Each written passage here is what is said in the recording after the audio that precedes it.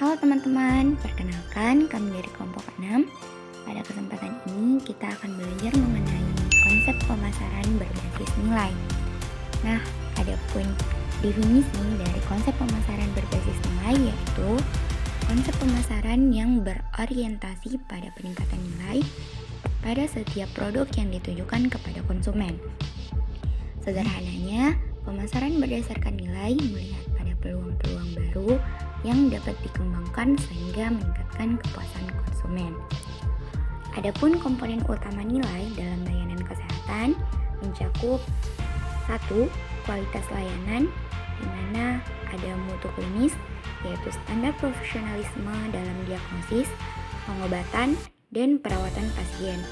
Layanan kesehatan yang berkualitas harus memastikan bahwa tindakan medis dilakukan sesuai pedoman dan standar yang berlaku. Selanjutnya, empati staff, sikap peduli, ramah, dan perhatian dari tenaga kesehatan terhadap pasien.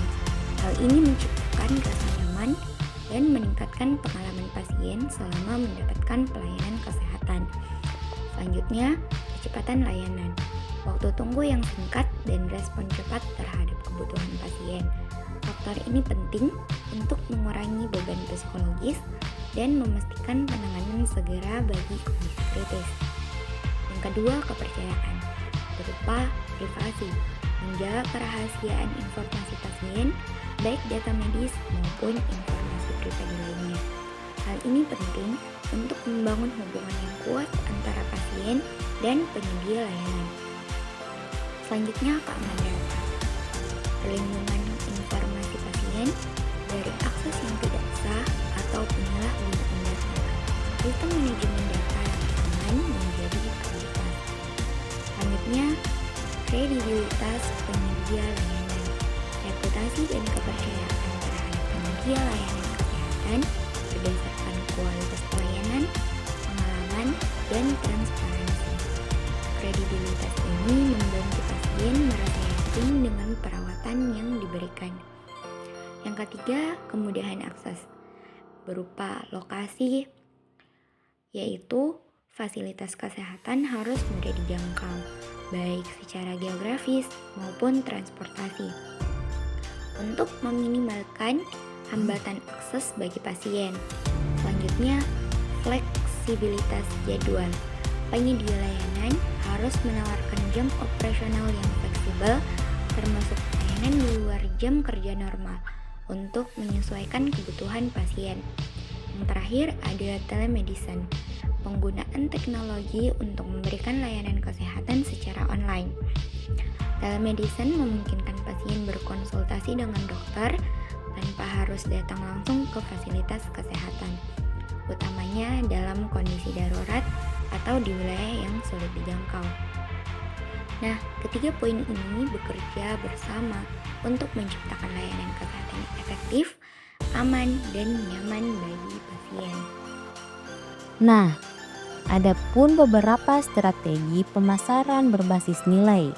Yang pertama, ada segmentasi pasar, seperti memecah audiens menjadi kelompok-kelompok yang lebih kecil berdasarkan kebutuhan dan preferensi mereka untuk menyesuaikan pesan. Yang kedua, ada posisi branding, seperti menciptakan citra yang konsisten dan positif tentang layanan atau produk kesehatan.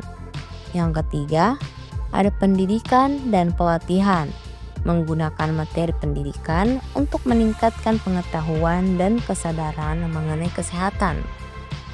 Dan yang terakhir, ada kampanye kesadaran, seperti meluncurkan kampanye yang berfokus pada isu-isu kesehatan tertentu dan pencegahan penyakit atau promosi gaya hidup sehat.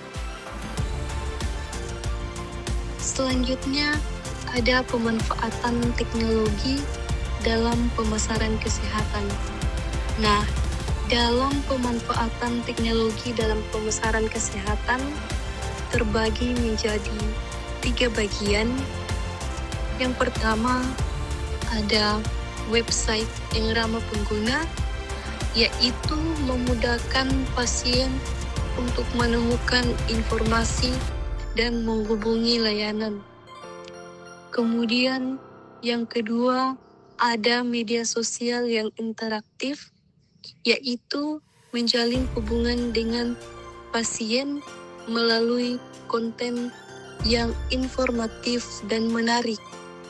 Kemudian ada platform telehealth, yaitu memberikan layanan kesehatan jarak jauh yang nyaman dan mudah diakses.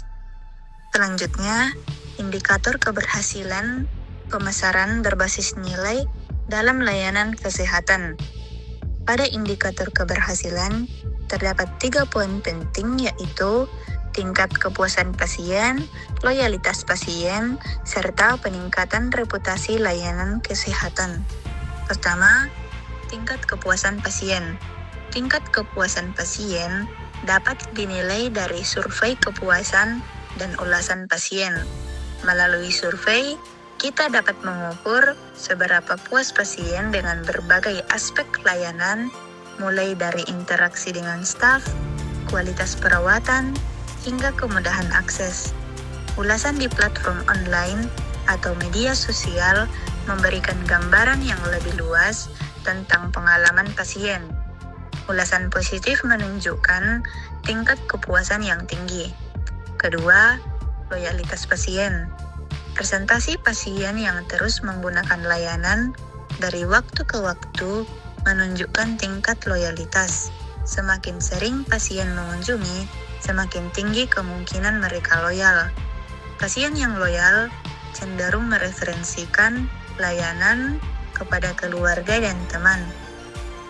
Dan yang terakhir, peningkatan reputasi layanan kesehatan. Peningkatan reputasi dapat dinilai dari 3 aspek, yaitu persepsi masyarakat, peringkat di mesin pencarian, serta penghargaan dan sertifikat. Tantangan dalam industri kesehatan meliputi berbagai aspek. Yang pertama, perubahan kebiasaan konsumen. Pasien semakin aktif mencari informasi kesehatan melalui berbagai sumber digital dan menuntut layanan yang lebih personal dan sesuai kebutuhan. Yang kedua, persaingan yang ketat. Dengan banyaknya penyedia layanan kesehatan, sistem institusi berlomba untuk menarik dan mempertahankan pasien melalui inovasi dan kualitas layanan. Yang ketiga, teknologi yang berkembang. Pemanfaatan teknologi digital seperti telemedicine dan aplikasi kesehatan membuka peluang besar, namun juga menuntut adaptasi cepat dalam pemasaran dan pelayanan. Ketiga tantangan ini mengharuskan penyediaan layanan kesehatan terus berinovasi dan memahami kebutuhan pasien untuk tetap relevan dan kompetitif.